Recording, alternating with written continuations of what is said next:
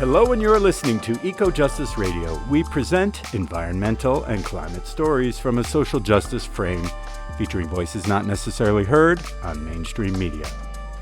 Eco Justice Radio acknowledges that we record the show on the traditional territory of the Tongva and all of their relatives. Welcome, I am Jack Ite. On today's show, Oren Lyons on changing our values to survive.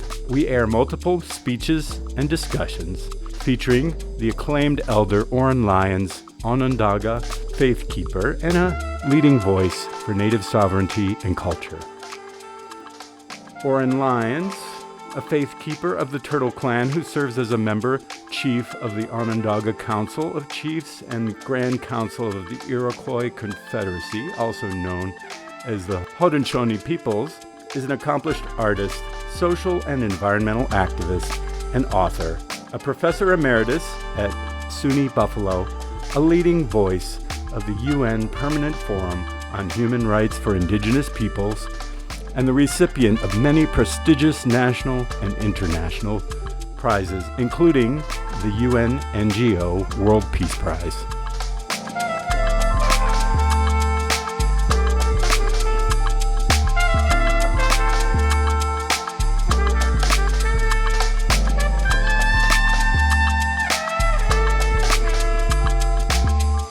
Greetings. We're re-airing this show from 2024 in honor of the 36th Annual Bioneers Conference, Revolution from the Heart of Nature.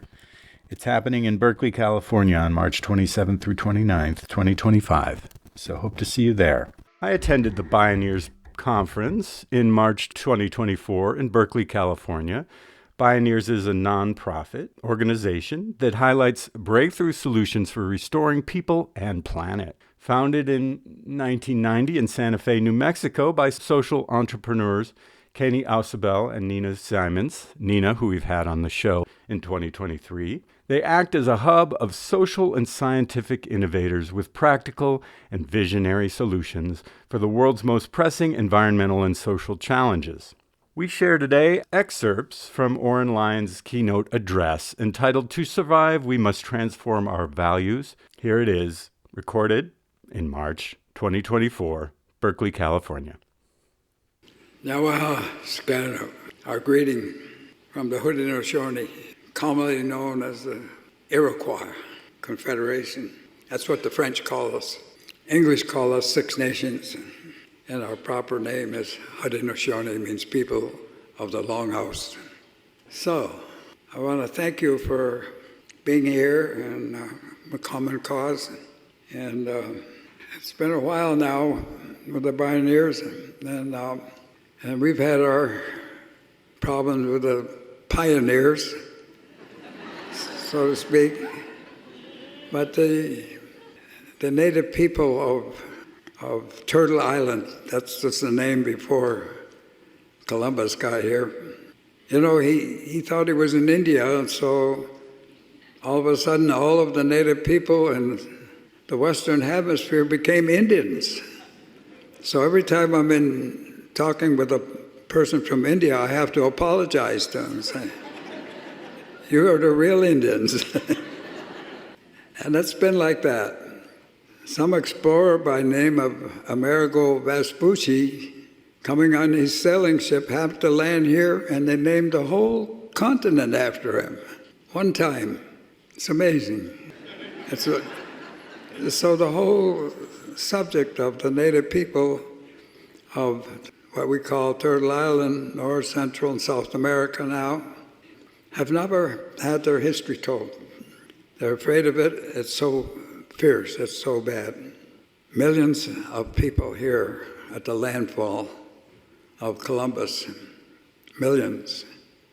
In a census that they took in 1900 of the native people in the USA, I'm not talking about Canada now, in the USA and North, 200 and some 50,000 people left from the original millions that were here.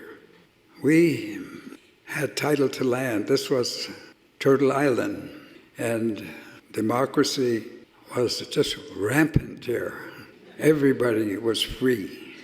We didn't have words. We didn't, democracy came over with our relatives from across the water, but we were free. I once talked with our elder clan mother, and I asked her, I said, when did we become Indians? I said, she says, and we're talking about wild Indians. I said, what's that? She says, in our language, we don't have a word for wild. There's no word for wild. In other words, here in Turtle Island, prior to the landfall, we had community. We had community that went all the way to the grass, all the way to little critters that you can't see. They were all part of our community. There was nothing wild here at all. We just had a huge, huge community of life. And so they called us, talking now specifically about the Haudenosaunee, they said, you people are communists. And we said, really? I thought we were Onondagas. No, community. That's what you have.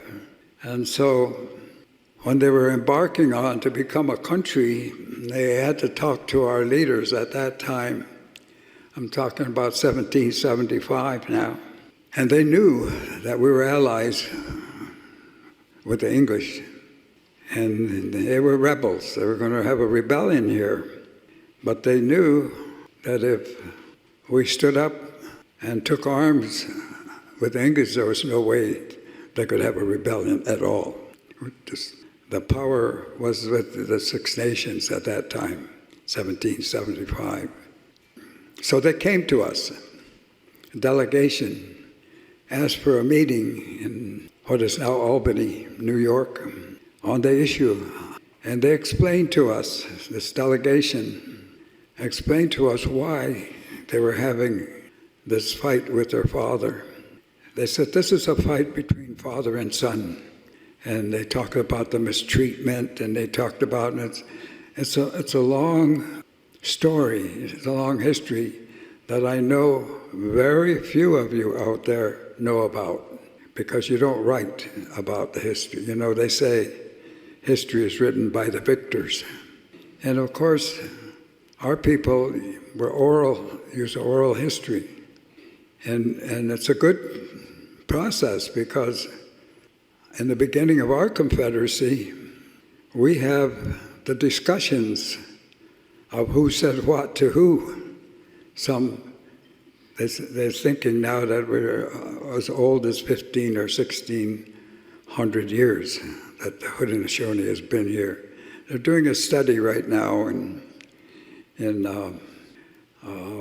Cornell and University of Ithaca on the origins of the Haudenosaunee. And they're going way back, and they're basing that discussion on an event of nature when the earth covered the sun. And how they're doing that was in the history of our gathering, the great peacemaker gathering the 5 warring nations at that time, which were the Mohawks, the Oneidas, the Onondagas, the Cayugas, and the Senecas. They were fighting each other, and the men were at war, constantly, fierce. And Peacemaker came at that time. And it's a long story, so I don't want to get into that part of it because we just don't have the time. But it's quite interesting in terms of what was established at the time when the Peacemaker finally gathered these 5 warring nations together. And the very reluctant Senecas said, no, we don't want to join your. And he said, my word, he said, is very, very strong, very truthful. He said, and tomorrow, he said, I'm going to cover the sun. And the next day, there was an eclipse. And the Senecas were very impressed. and they said, "You must be who you say you are." And they joined the Confederation. And so they're studying at this point in Cornell and Ithaca College, they're studying that eclipse at that time, and they think it's 1600 years ago. So, point being is we've been here a long time, we're old. In 500 years that you've been here, boy, you caused a lot of damage. It's amazing. It's amazing. And it's not over, as Kenny was very explicit about, it's not over. But to put a perspective on things, human beings are like fleas on a dog. You're quibbling amongst yourself, you're squabbling amongst yourself, and the dog is getting ready to shake. And so there's nothing really special about the human beings as another species here except our intellect. We have our intellect, and we can make decisions. And these decisions can be made individually. So every morning when all of us wake up, although, with your electricity, you don't have night anymore. 24 hours a day, the lights are on. But anyway, when you wake up, you have an option to either be the best in the world or the worst. It's an option. And there's over 8 billion of those options right now. And so the gathering here, you've chosen an option for peace. And peace is the issue. And that's what the great peacemaker said. That's why we call him the peacemaker. He has a name, but we don't use it because at some point we'll call him. And he instructed us, I want to hear when you call, so don't put my name out. And so we've had several instances in our history of the Haudenosaunee where we've been shown future and instructions. And the last one was 1799 when a Seneca chief, Onondaga, called him Handsome Lake, was recovering from drinking because the whole nations were drinking, 1799. And he received a message from spiritual beings, and I don't want to get into that either. That's a long story. Anyway, we were instructed and given a foresight to what was coming. And from our understanding and observations, everything is right on time, and it's not good. It's not good, and you have to know that. However, it's also not over, and you have to know that. The fight is on, and this gathering here is about the future, and it's about peace, and it's about the human element on this earth at this time. The earth is quite old and has seen species after species come and go. And we haven't been here that long as a species, not very long at all. And of course you can see we're pushing the envelope. And if we're so brilliant and we're so smart, how come we're facing this crisis then? Think about that. And as Kenny was pointing out, corporations have more or less taken over the world. And they're all about profit. And this country has, taken that turn, like when 1775, when the delegates of the Continental Congress coming to the Six Nation Council and saying, we want to make a union like yours. They said in 1744 at Lancaster, there was a big meeting, and the Haudenosaunee was presiding, as we presided on most all the meetings. And all the meetings that were conducted at that time were conducted in our form of how we ran things. I'm talking about the influence now of the Native people on your history that you don't know anything about. But those were very formative years, those 300-400 years of interaction before 1775. And so they came to us and they said, in 1744 in Lancaster, you advised us to make a union like yours. We are now taking your advice. We're going to make a union like yours. 1775. How many know that? Raise your hand. See, just a few people. So the question should arise in your mind, how come I don't know that? And you've been denied a history. American public is ignorant. They're ignorant about the native people over here and all of that history and all of our civilizations. You know, when the Nina and the Pinta and the Santa Maria arrived here not that long ago, down in what is now South America, they were performing lobotomies. Did you know that? They had the science. No, I didn't know that. You denied that. So what did come over? And that was the Christian doctrine. That Christian doctrine of discovery they talked about. It came over, domination, dominion. Well, I think we're all gathered here to say, it ain't over yet. We're here.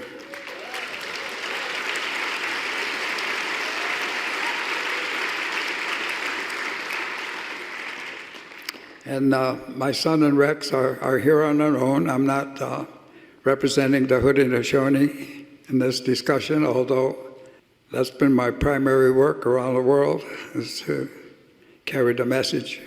And the message is peace. And the Confederacy, when the peacemaker first put us all together, and he finally got us all assembled, and they said it took years and years for him to do that. He finally got us together on the shores of Onondaga Lake, which is not Onondaga Lake, but in our language, it's where the leaves touch the water. That was the name of it. But that's where our nation was situated, and so it's become Onondaga Lake in upstate New York. And now we're greatly diminished. The Haudenosaunee is greatly diminished, but we're still here. And we're independent. We don't vote because we are our own nation. And we're probably one of the last remaining traditional governments in North Central America, South America, still in charge of governance and also the principles for which you operate. So the principle, the foundational principle that is operational with the Confederation is peace. Peace. That's our number one law, rule. But that's not what the corporations are doing today. And so when the peacemaker gathered us all at Onondaga Lake at that time, he said, I am planting here a great tree of peace, which is the great white pine. And he said there are 4 roots going in the 4 cardinal directions of the earth. And people can follow those roots back to source here and come under the great law of peace. We're still here, and it's not over. And peace is the only answer to the situation that we face today. And it was the answer, and it was the instruction in the beginning. And so we're facing a crucial time in 2 senses, and you've covered that both in the titles of your event here. You're talking about democracy, and you're talking about the earth, the smelting. We break from the keynote address from Oren Lyons at the Bioneers Conference 2024 out of Berkeley, California. We'll be back in a minute. Hey listeners, quick break here. We hope that you're enjoying Eco Justice Radio. Stay connected by subscribing on all major podcast apps and visit our website, ecojusticeradio.org, to check out previous shows and guests and get connected with us on social media. For an extended version of this interview as other benefits, we encourage you to become a member of our Patreon. Today you're listening to Oren Lyons on Changing Our Values to Survive. I'm your host, Jack Eit, and we feature talks given by Oren Lyons, member, Chief, Onondaga Council of Chiefs, and the Grand Council of the Iroquois Confederacy at the Bioneers Conference, as well as excerpts from the Sacred Land Film Project. Now back to Oren Lyons' keynote address at the Bioneers Conference, 2024. In the year 2000, the traditional circle of Indian elders and youth were meeting in Michigan. We were up there at a meeting, and these meetings were about instructing other indigenous nations to get back to their roots and to get away from what the brother from across the water forced on our nations, which was an elective system. We don't have an elective system. Our system at Onondaga, and I've been very specific of the Six Nations, the Haudenosaunee, our system is based on peace, and the process and governance of that system is shared equally between the men and the women. And we have a matrilineal system. Now, you understand what that means? 15, 16, 1700 years ago, we had a matrilineal system, and it's still there. I have, I'm a wolf, that's my clan. And our system has divided our families so that we have discussions. We have two sides, and on our side, wolf, turtle, beaver, snipe. That's four families on this side. Bear, deer, eagle, and the hawk on that side. And then we take some from each and they put it over here in the middle, and they govern, and then the people sit here. So we have a full circle. And anybody in that circle can speak. And I've seen the time when a 10-year-old girl addressed the council, because she had that right, and she used it, and she addressed the council. And she laid forward her concerns, which were very legitimate, and we acted upon that. So what I'm talking about is a very democratic process. And we didn't have the word democracy either. Then it was just, as a clan mother said, the closest I can come to our way of life in the English word is free. We're free. And that was rampant in North, Central, and South America prior to Columbus. People were free, independent. And I'll tell you, you didn't go around and order anybody anything. You respectfully spoke to people because they were independent and they make up their own mind. So what you have today, and you call democracy, is far, far away from that. But what you have today gathered here is the right to stand as a community, as a common cause for survival. And what the peacemaker said to us at the time, so long ago, he said, now that you are gathered here, I'm going to plant this great tree of peace. And these four white roots go in the four cardinal directions. He says, and I'm uprooting this tree right here. And I want you men to throw your weapons of war in this hole and let the undercurrents carry them away. Buried the weapons of war a long time ago. And this is a history that you have no idea about because it's contrary to corporate power. It's contrary. And I asked a question the other day. I said, this discussion between Republicans and Democrats, what is the issue? Why is there Republicans and Democrats? And who are the Republicans and who are the Democrats? It's a general question. And I talked to several people who are kind of in the area, and they said, well, basically the Democrats are for people, common people, and Republicans are for more organized governance of the state. And so there's this infrastructure that they couldn't settle at the time, so you have Democrats and Republicans. still this issue, which is still in discussion, and which I consider probably forever.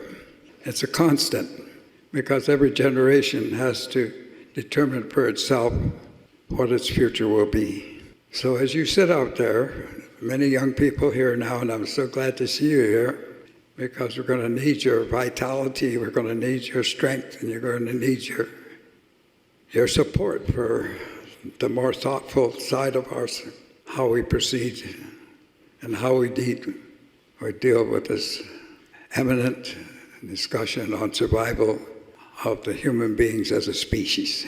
That's where we're at, survival as a species. And there's nothing special about us except that we do have an intellect and we got options, so that's where we are. So nature, as was spoken about, nature's the boss. It's always been the boss and will ever be the boss.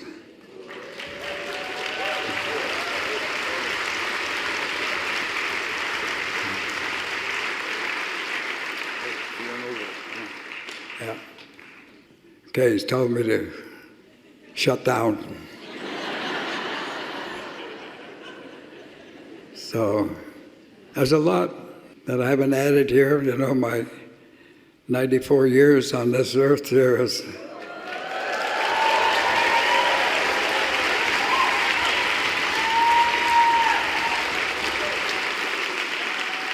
it's given me a perspective that most people don't have. You know, I remember when there was only one car on the Onondaga Nation. Everybody was walking or horse and buggy.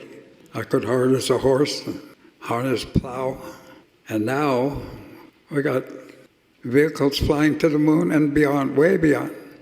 So in a very short time, 70 years, we've gone from 2.5 billion people in the world to over 8 in my lifetime.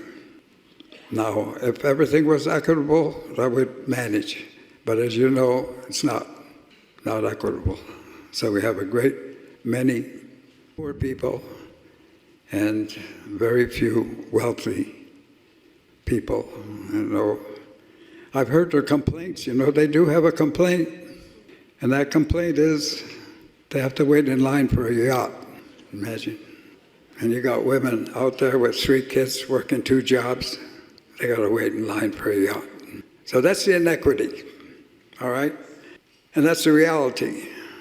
But the biggest reality, like I say, is we're like fleas on a dog. And the dog's getting ready to shake, and all of your discussions here amount to nothing. Unless you unify and unite and stand for the future in the 7 generations. 7 generations.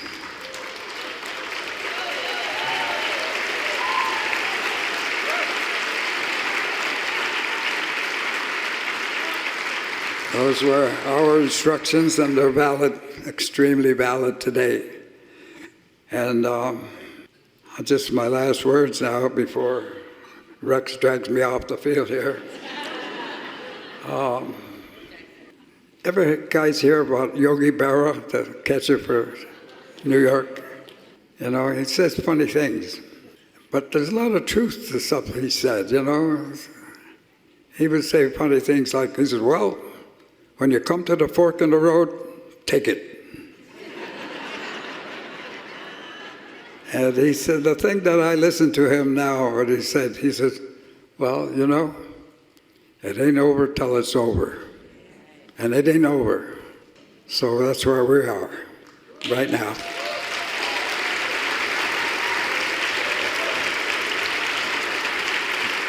And that's NATO.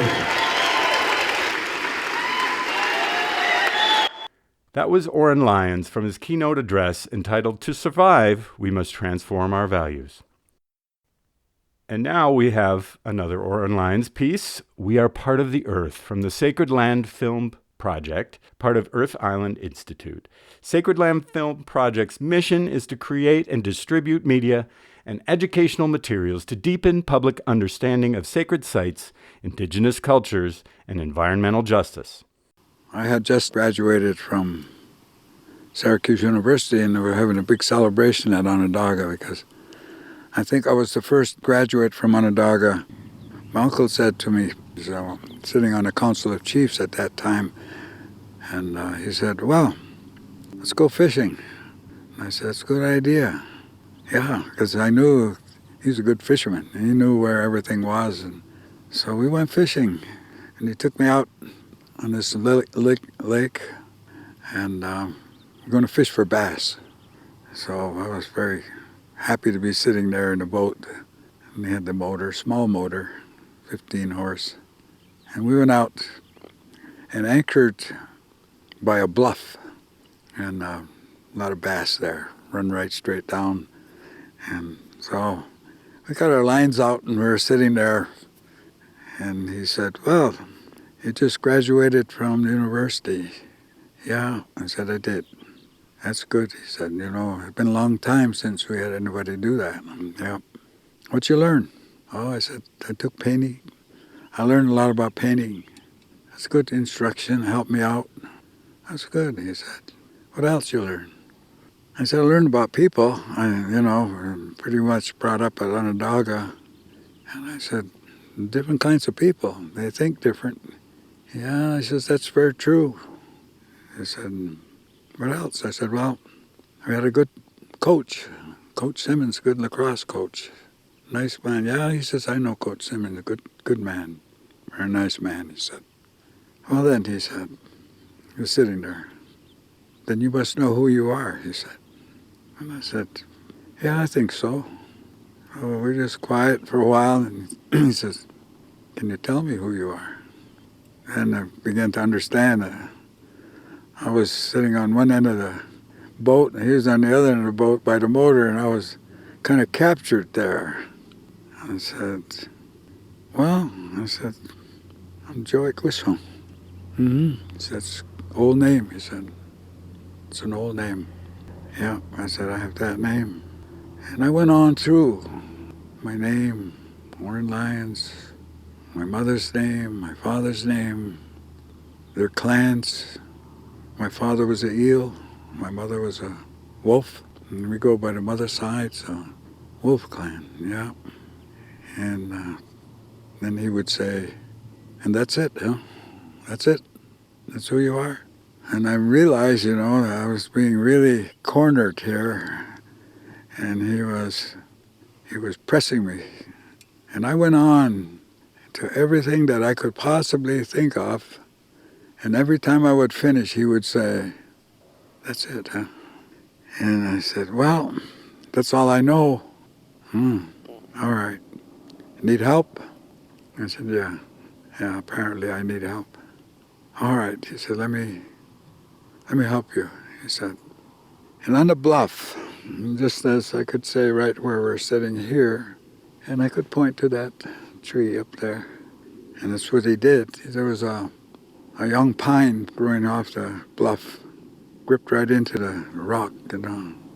He said, you see that young tree? I said, yeah. He said, well, that's who you are. You're the same as that tree. He says, you see how it's holding on to the earth? Yeah. He says, that's how you are. He said, we're dependent. We're rooted on the earth. He said, we're part of the earth. We're the same as that tree. He says, you're the same. You're the same as that tree. You need water. You need light. You're dependent. He said, without the earth, you wouldn't be here. He said, that's why we say, our mother. He says, because it's your mother. He said, you're dependent, total dependent.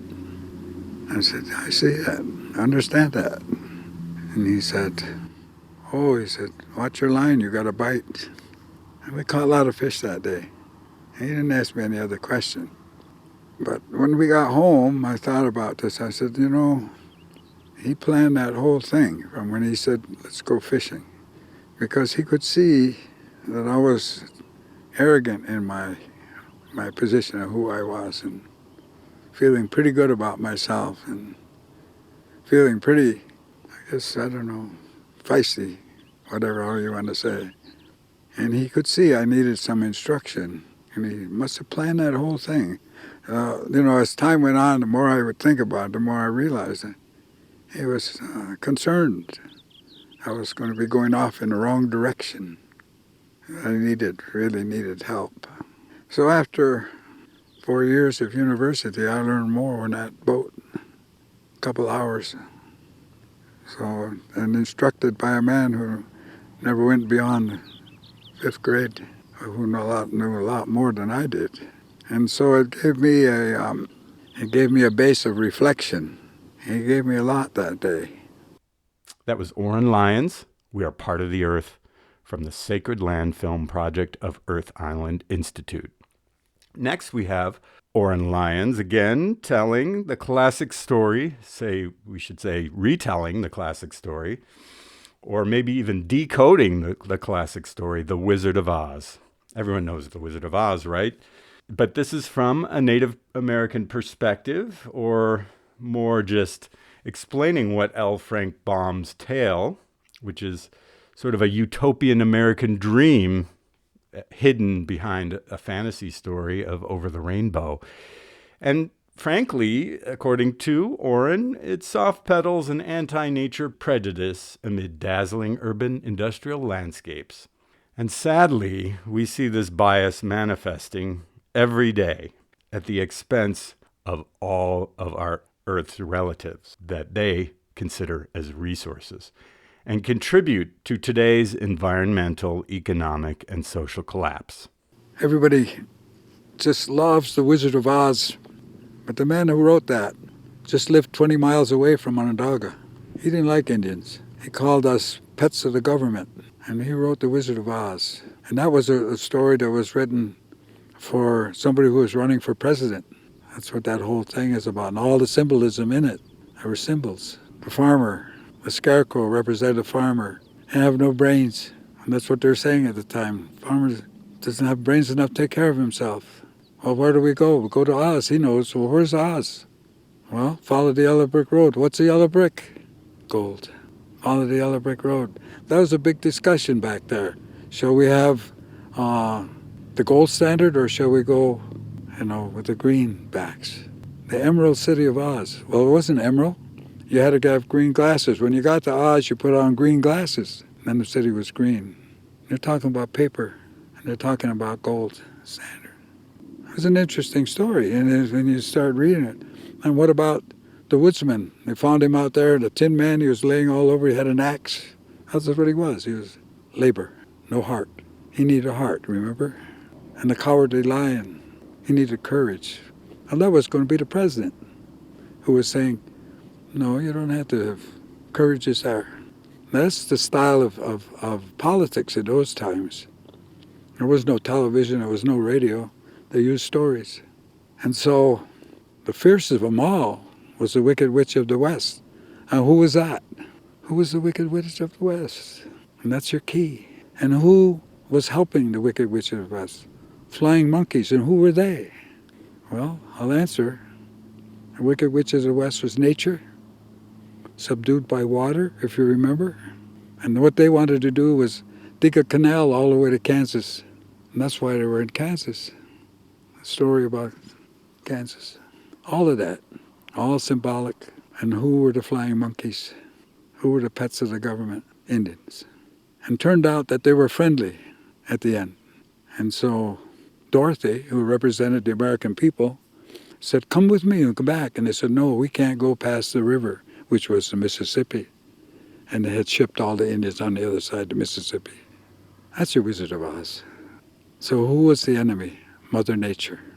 And until you change your enemy and realize that's not your enemy, that your mother might have a chance. Just might. That was Oren Lyons decoding the story of The Wizard of Oz from the Sacred Land Film Project from Earth Island Institute. Hey listeners, quick break here. We hope that you're enjoying Eco Justice Radio. Stay connected by subscribing on all major podcast apps and visit our website, ecojusticeradio.org, to check out previous shows and guests and get connected with us on social media. For an extended version of this interview as other benefits, we encourage you to become a member of our Patreon. Today you're listening to Oren Lyons on Changing Our Values to Survive. I'm your host, Jack Ite, and we feature talks given by Oren Lyons, member, Chief, Onondaga Council of Chiefs, and the Grand Council of the Iroquois Confederacy at the Bioneers Conference, as well as excerpts from the Sacred Land Film Project. This is an excerpt from the Indigenous Forum at the Bioneers Conference in Berkeley, California, recorded by friend of the show, Janet Sager, in March 2024. The panel is entitled Listening to Wisdom Keepers. We feature the moderator, Alexis Bunton, co-director of the Indigeneity program at Bioneers, a song from Greg Castro, and discussions from Casey Camp Horinek of the Ponca tribe of Oklahoma, and of course, we hear from Oren Lyons. Before we get started, I'd like to invite Greg Castro up here. And Greg is from this area. He is Ramaytush from the peninsula, Rumsen from Central Coast, and Salinan from even more Central Coast. So he's basically three different people. So if you could open us up, thank you very much. Shamasakesh, Mishistu, Shatuhi, greetings today, relatives and allies, and there's certainly a lot of you guys. My name is Greg Castro, as Alexis said, I'm Ohlone and Salinan, and we are in the land of Huchun, and that's just a warm-up, because you're going to be amazed, I think, today. And make sure you tell Bioneers that you appreciate the indigeneity community and the Indigeneity Forum, right? It's a little rainy outside, not foggy, but I'm going to sing the fog song because it's for us. I learned a long time ago from an elder that when you have these discussions, when you share your heart, you share your soul, you share your spirit, you have to clear the room and you have to clear yourself. So this is a fog song of the Rumsen people, Monterey Bay, and they use it for fog. But I use it to clear my ears.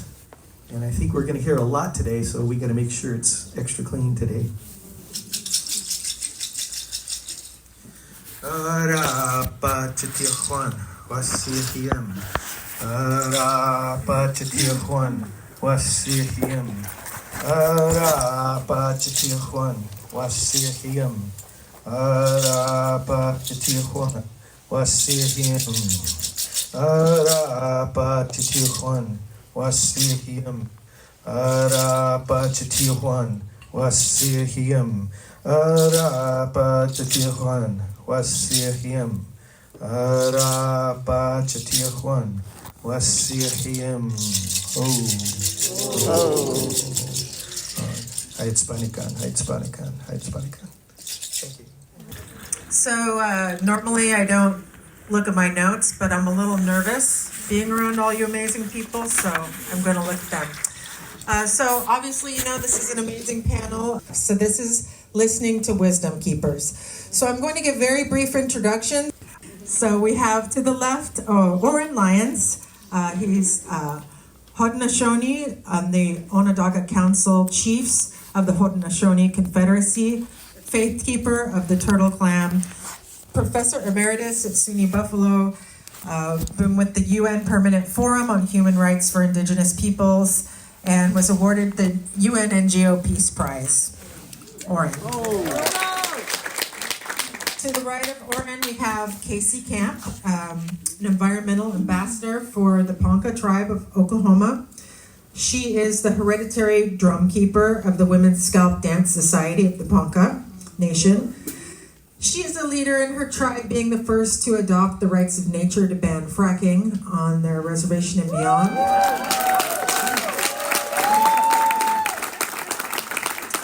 She's a member of We Can, along with Oriel. Oh, where are you? Oh, right there. And on the board of Movement Rights. I see Shannon over there too.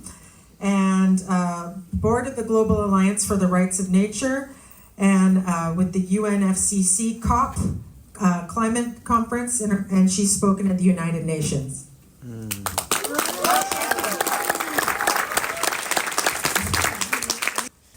How can taken an intergenerational view help us to navigate the environmental and political crisis that we're in now? Just a little question. No big deal. Yeah.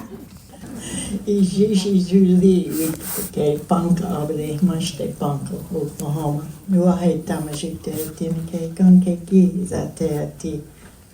Julie is my true name, my Ponca name. My colonized name is Casey Camp Hornick. I wear them both proudly. I'm really grateful to be here among you. That's what I said. I've been looking forward to this moment in time. I'm grateful to learn here. I'm grateful to learn.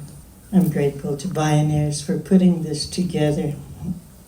And of course, we will be sending as much energy as we can for your recovery.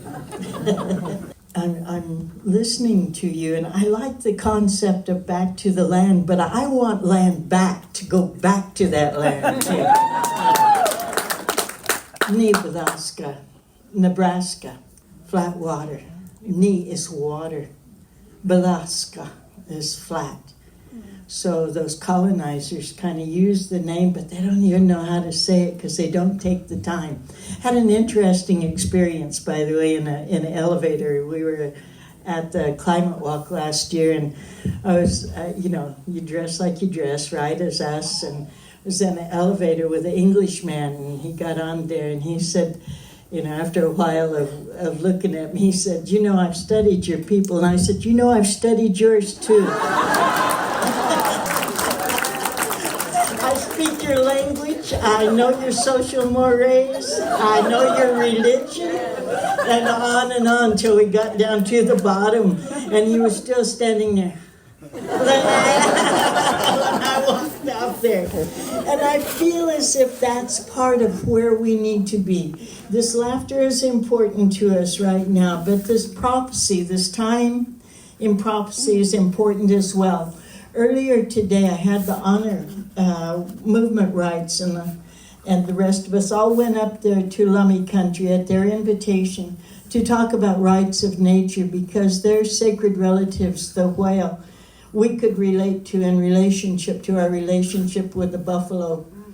And they want to understand how they can best help that relationship because that's what we're built on. We're built on relationship. Relationship right now is the one with what I'm wearing around here. It's with you as we share a breath. It's with this rain, as this rain that has come down from everywhere, from all the thunder nations, rising from the sea, coming from the sewers, coming from every place that she lives. She is blessing us with this female rain right now. She's coming at a time you all have asked her to come. That water has her life. So when we went and we were talking to these incredible people of the Lummi Nation, we were blessed to find out that the youth was coming here. Are you here, Lummi youth? Any of you? And so they are the ones from the morning and the ones from the evening. They have their own names for their organizations, and you should talk to them and learn from them. We had the honor of sitting with them and sharing food with them. And the conversations were coming up around rights of nature and recognizing that we're not protecting nature, but we are nature protecting itself, right? As human beings, as two-legged beings in our relationship to all that is. And these children are moving in that direction without the words that we are now finding in this fastest moving, as you were talking about, environmental movement that's happened. Because finally humans are coming back to that, which was part of our conversation when I'm listening to you. I remember when I was young, believe it or not, Oren, I remember.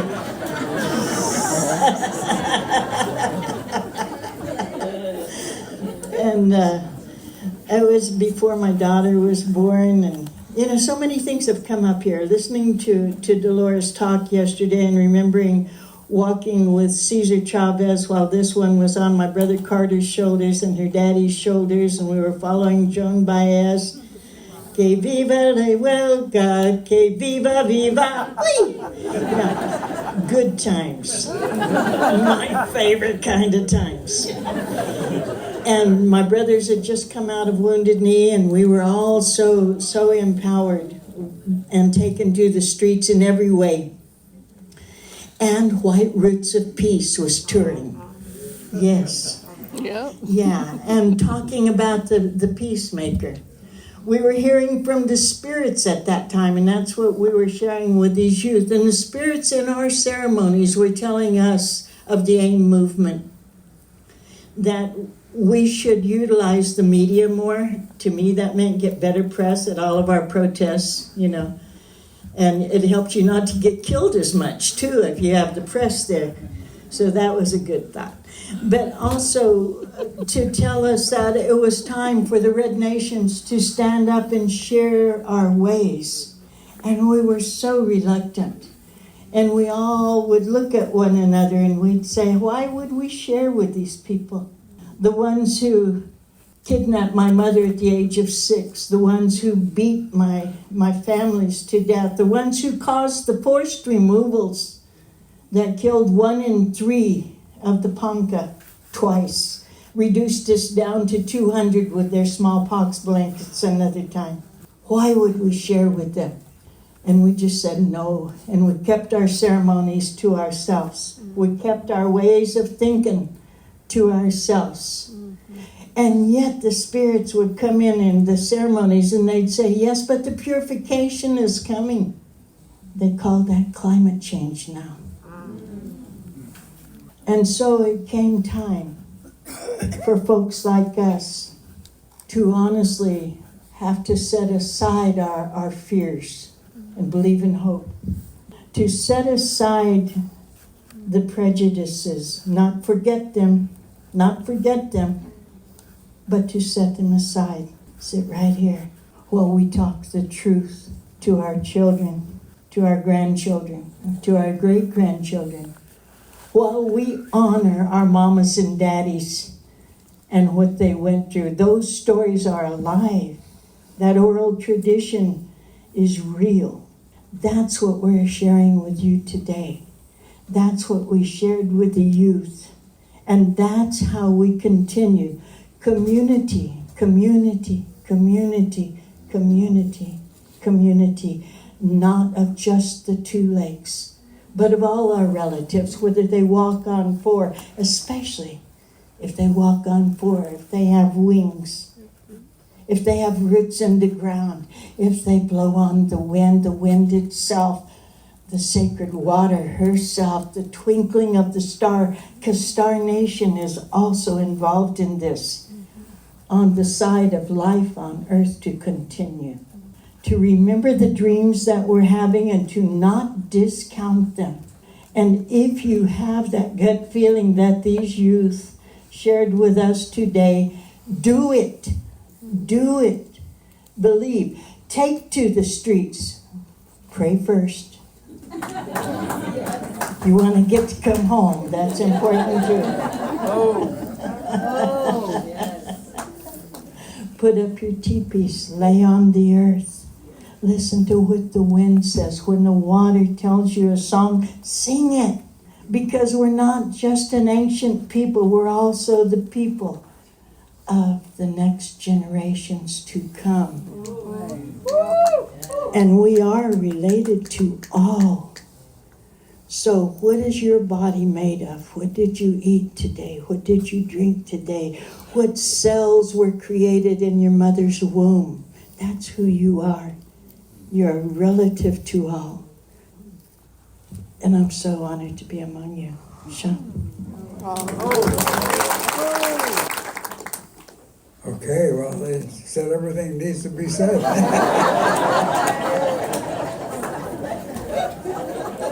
It's good that everybody gathered up here. You know, it hasn't been that long since Indigenous people came to this meeting.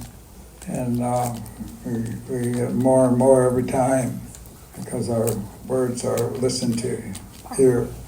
The stories of our nations, and we have many stories in many nations, hundreds, used to be thousands. We're still here after all of that, and Bioneers gives us a chance to gather up, and it's a very necessary event these days because we're in the days of prophecy now. It's here. All the things that when I was a young man, younger, that's way back now. Way back. When I was a young man living on our territory, Onondaga, up in central New York, we were insulated. It was just one big community. We would run all over the place, and everybody was always friendly, and it was a good way. I mean, we never had a lot. We were always kind of hungry, but people at that time, I'm talking now about the 30s, 1930s, everybody grew their own food, basically, and Onondaga had fields of corn, beans, squash. They didn't have a lot of trees there. There were fields. People planted all the time. And so you pretty much lived with what you grew, and maybe 6 pounds of salt pork or something like that. But basically, sugar, you had to buy sugar, and you had to buy certain things. But basically, we grew, and we hunted, and we fished. And when I think back at that time, those were very, very good days. We were free, our community. We ran where we wanted to. We're in the woods, we're in the water, always down the creek. And along the creeks, there was paths were worn smooth because everybody lived by the water. Everybody fished, everybody in the woods. You weren't in the road, ever. You head right for the woods, be there all day. And I realize, and I look about today and I see people walking around with their cell phones, looking at the cell phone and nobody else, and got their head down, and no community, no discussion. It's everybody's single. But those days, everything was big family, basically a big family. And then the ceremonies, of course, nothing like them. Right around the lunar clock, we had ceremonies going on for the beans, for the squash, for the strawberries, for the corn, for the harvest, midwinter, 21 days of dancing midwinter, long, and always corn soup, always food, community, real community. And when I think about it now, I was talking with one of our elder women, and she said, we don't have a word in our language for wild. Nothing's wild. All community, all the way right down to the grass, right down to the grasshoppers, right down to those little insects that were all part of us. And we understood them, we knew where they were, we knew how they worked, we knew all that. And nobody ever sat us down and said, this is how it is. We just learned it, that's by living it the way we live, right in the central New York, everywhere. No government, no agencies, just us, just our leaders. And we're still there today. No government, no, we're still there. So we don't get involved in the voting or anything. We don't vote. We have our own territory. We have our own way of leadership. Probably one of the last traditional governments in the Western Hemisphere, but we're still there. We still have our leaders, the clan mothers. When we have a gathering like we are here today, we get this opportunity to bring our people together. We always have big meetings. Our nations, they call us Indians, we call ourselves Indians, And when we were playing kids, we played cowboys and Indians, and nobody wanted to be the Indian. Everybody wanted to be the cowboy. Because that's just the way it was, And once you look around and what you see today, it's just astonishing what they're doing today, flying to the universe. They're out there. I mean, I wouldn't be sitting here. I'm a bionic man. I got, glasses, false teeth, I got a steel hip, I got a heart here. They said that they just put another pacemaker in there. They said, you're running 99% on that pacemaker. I said, my brother did that. You know, when we grew up in those days, you just got old and died. You know? There was nobody hanging in there keeping you going. It was it, you know. So now it's so different, but we're in a lot of trouble today because of the 8 billion people. When I was 20 years old, it was 1950. I was just getting ready to go in the army. And there were 2.5 billion people in the whole world. That's 70 years ago. Today there's over 8. Triple the population in 70 years.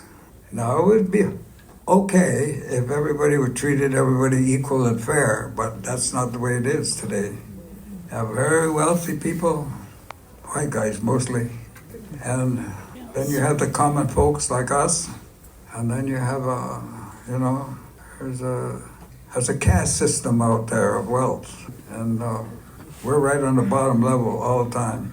But we know how to survive. That's why we're still here. We've gone through a lot. 500 years of it, you know. And they don't put us in the storybooks, they don't put us in the history, they don't tell about us.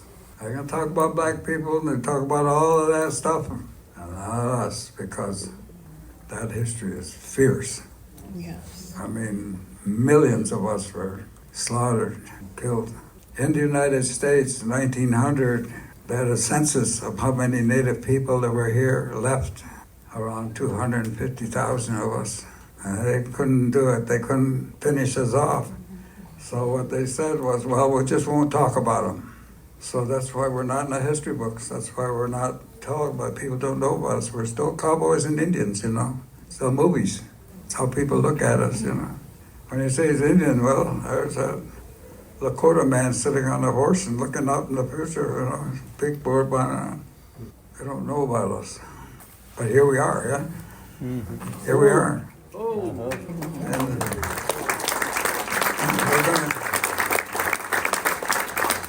when it's all said and done, we're still going to be here. When we're all said and done, because we know how to survive.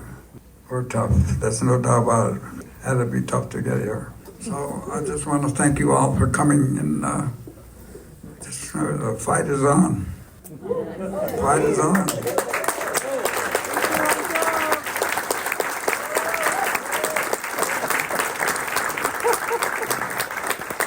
And we know how. We know how. Okay. Thank you to our listeners for joining us. This has been Oren Lyons on Changing Our Values to Survive. For an extended version of this interview, become a member of our Patreon or visit our website at ecojusticeradio.org. Please connect with us on social media at Ecojustice Radio, SoCal350, and Wilder Utopia. If you like what you heard and you want others to be informed, subscribe, share the episodes, and help us continue our efforts by joining our Patreon or making a tax-deductible donation to the show.